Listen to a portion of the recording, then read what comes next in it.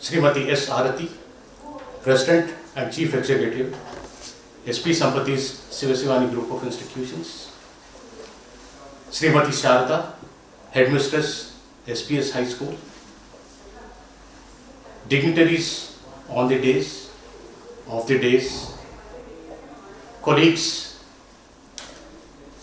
prefect body of the outgoing batch, head boy A. Vishal, head girl S. Shreya, sports captain P. Narendra, and other members of the prefect body,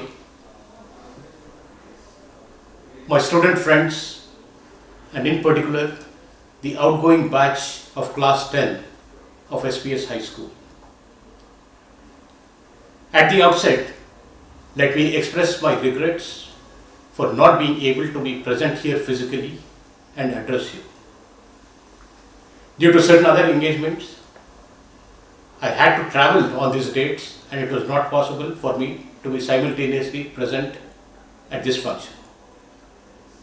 However, as an alternative, I thought I would speak to you and send you a recorded message of what my thoughts are and what message I wanted to give you, especially the outgoing batch on this momentous occasion. My young friends, today is a day which will have mixed feelings for every one of us present here. A day which is officially the last day of school for the outgoing 10th class students. A day which would mark the beginning of the next phase of life, again for the outgoing batch.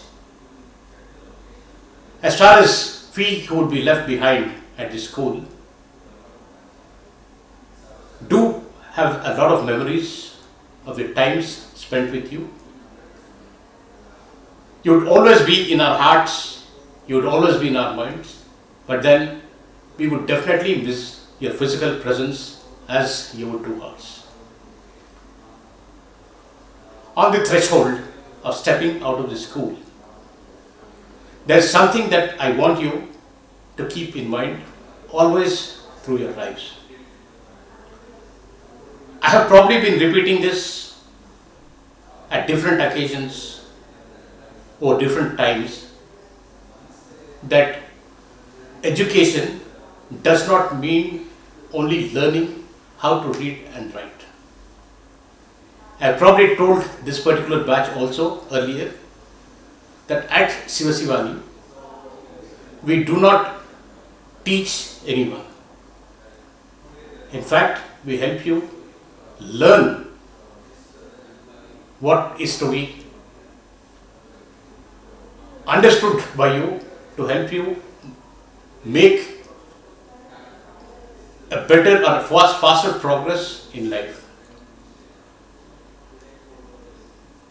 Reading and writing actually ends with your kindergarten, where you are taught the letters of the alphabet, where you are able to comprehend what a set of two letters of the alphabet mean, then constructing it into complex words, finding out the meaning of those words, converting these words into sentences, and that's where reading and writing ends.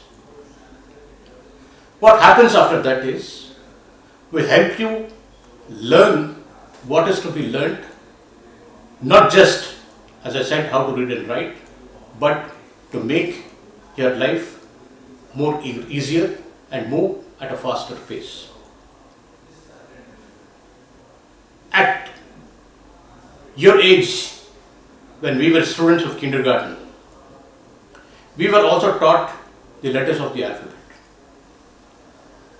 And once we knew what the letters of alphabet were and how they are to be used to communicate, probably we did not need teachers to help us learn what is written in the textbook. But then what we needed, and probably what you need now, and what humans have been needing for ages, is apart from reading and writing, there is a lot more to education.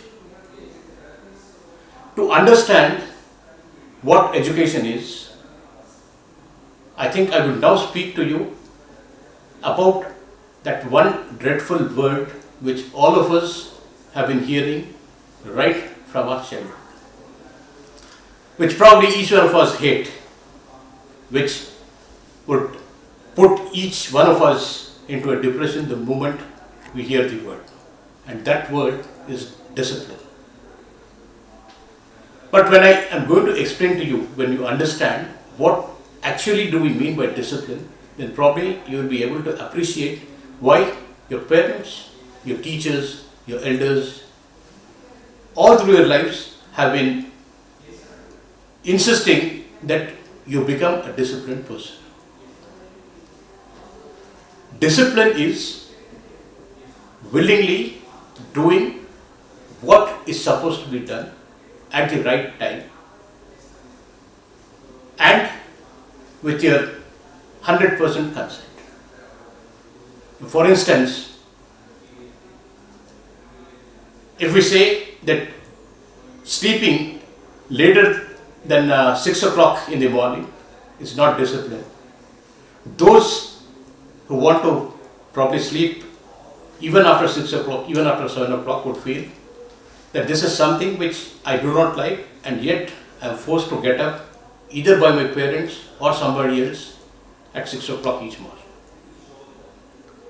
Now, the advantage of getting up at 6 o'clock in the morning is you will have enough time for your exercise, you will have enough time to get ready, you will have enough time to leisurely come to your bus stop, you will have enough time to get to school, you will have enough time to concentrate on what you are being helped to learn.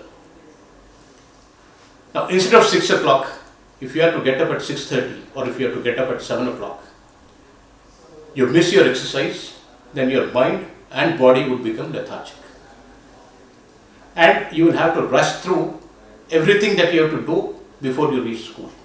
Probably take a bath in a hurry, eat your breakfast in a hurry or miss it altogether, run to the bus stop because the bus is not going to wait for you, rush to the school because the school is going to start at a specific time and you'll have to be there prior to that, finish off the assembly, rush through everything, and by the time you get back home, you will not be in a pleasant mood and your body and mind will both be tired. So discipline, again I repeat, is doing everything that is to be done in a proper manner at the proper time, which would help us lead a much pleasant life. And discipline is the pillar of life of every human being. So discipline doesn't only mean you have to do that or you have to don't do this, you have to abstain from doing this or you are free to do that. Because discipline is something which inculcates in you the feeling and the habit of doing the right things at the right time in the right frame of mind so that you are feeling happy and pleasant throughout the day. And discipline is not just doing things on time, it is doing everything on time at a proper place in the right manner. And what I mean by this is, there are a lot of things that are do's and don'ts in a human life, and each of us live in a society. So, as the society as a whole, there are certain regulations that we have made for ourselves or our ancestors have made for us, which say that you do certain things which will cause you good, and you do certain things which are going to be bad for you and bad for the society. For instance, you have been taught or you have been told that it is bad to cheat at an examination. Now that is the regulation of the society. Now if you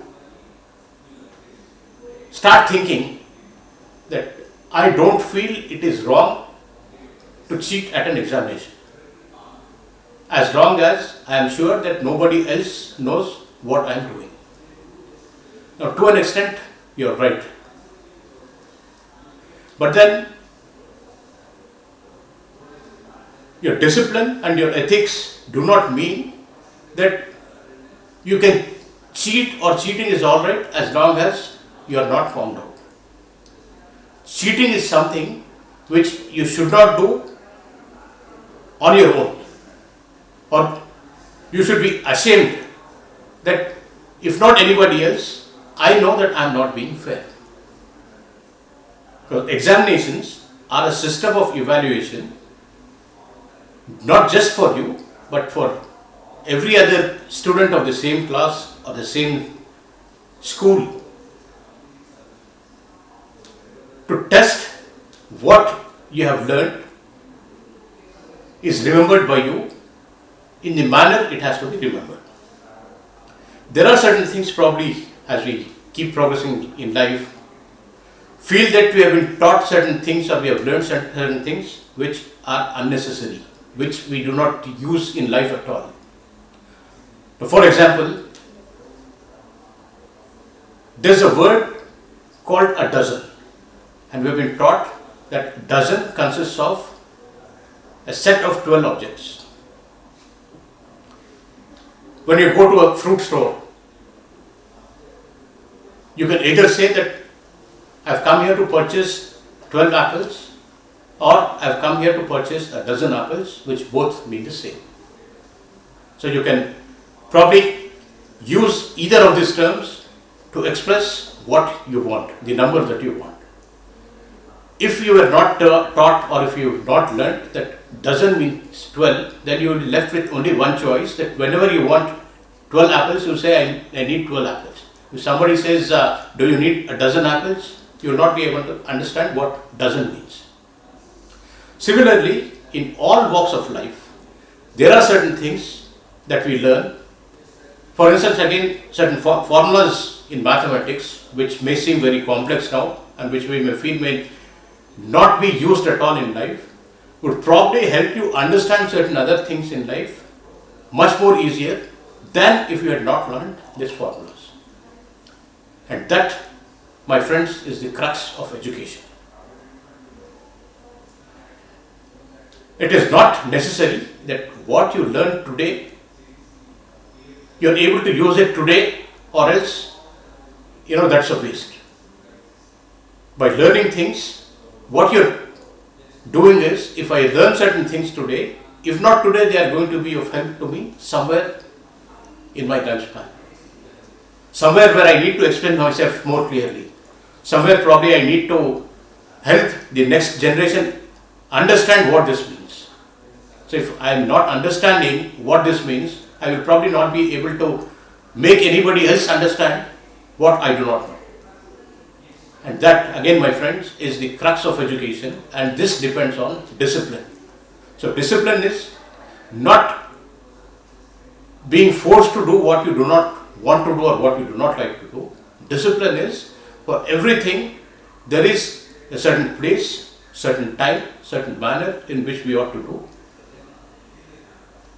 And if we are able to make it a habit in everything that we do, then probably life will become more easier. There are certain things in human life which nobody would have taught us or nobody will teach us. Again, for instance, the fetus starts living in the womb of a mother much before it sees the physical world. A fetus, without being specifically taught by anybody, learns how to inhale and exhale.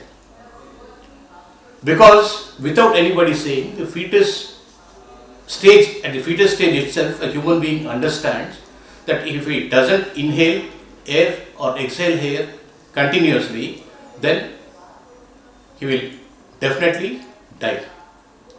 So these are certain things which the nature teaches us, or which we probably attribute it to the invisible Lord Almighty teaching us. So like this, there are a lot of things which circumstances force us to learn, and that is where education helps. And that is where I say is what education means, and that is what at your SPS school we have been trying to imbibe into you. So our objective is not to teach you the alphabet. Our objective is not help you to learn what the textbooks say. Our objective is not to ensure that you secure a pass grade in your examinations and move forward each year. Our objective is to ensure that along with this, we also help you learn certain things which are going to be more useful and more practical in life. And once, as a human being, it is set in our minds that without discipline, life would become difficult, then without anybody reminding us, without anybody telling us, we will get accustomed to doing the right things in the right place at the right time. Wishing you all the very best in life, and thank you for being a part of SPS School. And please remember that we are there for you throughout your lives, whether you're a present student of the school, or you're an alumni of the school, or you're a present or a future student of any of the institutions of the school. So our relationship with you, or your relationship with SPS is, at whatever point of time in your life you find or you feel that you need our help, we are always there to help you with whatever problems that you have. Again, wishing you all the very best, and thank you.